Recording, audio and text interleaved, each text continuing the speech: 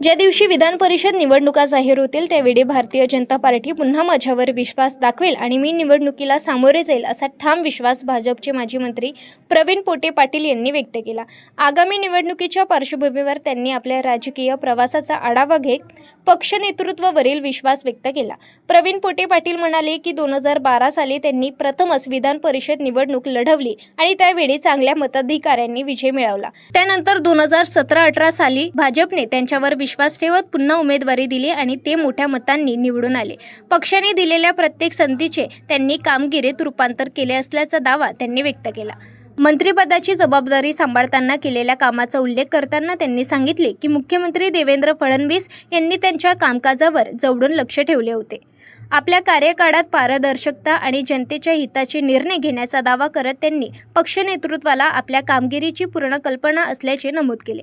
येत्या विधान परिषद निवडणुकीत भाजप पुन्हा उमेदवारी देईल याबाबत कोणतीही शंका नसल्याचे स्पष्ट करत पोटे पाटील यांनी पक्षाच्या निर्णयानुसार निवडणुकीला सामोरे जाण्याची तयारी दर्शवली।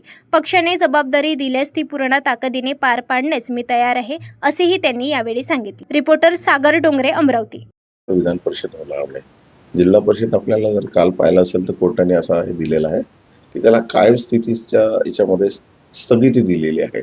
जोपर्यंत जिल्हा परिषद होणार नाही तोपर्यंत विधान परिषद 100% होणार नाही। आणि विधान परिषद ज्या दिवशी होईल त्या दिवशी भारतीय जनता पार्टीचाच आपण याच्यामध्ये लढणार आहे, याच्यामध्ये काही दुसरं दुर्मत नाही आहे। आणि भारतीय जनता पार्टीचाच विधान परिषदचा आमदार सुद्धा या ठिकाणी होईल।